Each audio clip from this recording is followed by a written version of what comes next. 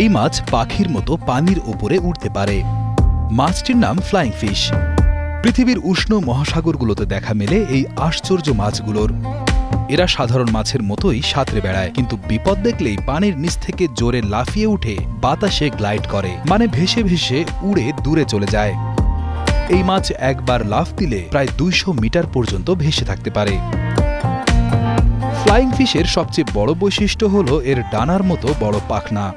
পিচ্ছিল শরীর আর শক্ত লেজের সাহায্যে এটি পানির নিচে ঘন্টায় 60 কিলোমিটার পর্যন্ত গতি তুলতে পারে। সেই গতি ধরে রেখে হঠাৎ পানির উপর উঠে এলে এই পাখনাগুলো বাতাস ধরার মতো কাজ করে।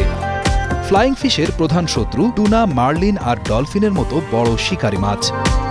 এরা যখন তাড়া করে তখন ফ্লাইং ফিশ পানির ওপরে উঠে গিয়ে বাতাসে উড়ে পালিয়ে যায়। শত্রুরা হঠাৎ তাকে হারিয়ে ফেলে, কারণ তারা বাতাসে যেতে পারে না। এভাবে ফ্লাইং ফিশ নিজের জীবন বাঁচায়।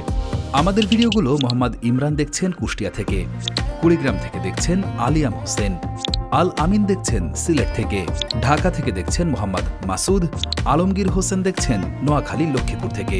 আপনি কোথা থেকে দেখছেন তা জানিয়ে দিন কমেন্ট বক্সে। চীনা ও জাপানি উপকূলে ফ্লাইং ফিশ স্থানীয় খাদ্য হিসেবেও ব্যবহৃত হয়। কিছু অঞ্চলে এর ডিমও বেশ জনপ্রিয়, যেমন জাপানি সুশিতে টোবিকো নামে। কিছু দেশে যেমন জাপান, তাইওয়ান, ফিলিপাইন, বার্বাডোস ও ক্যারিবিয়ান অঞ্চলে ফ্লাইং ফিশ শুকিয়ে বা ধোঁয়ায় শুকিয়ে সংরক্ষণ করা হয়। ফ্লাইং ফিশের মাংস নরম, সাদা আর হালকা মিষ্টি স্বাদের হয়। এটা খুব তেলতেলে না, আবার একদম শুকনো না। অনেকে বলে এর স্বাদ কিছুটা ইলিশ আর টুনা মাছের মাঝামাঝি ধরনের।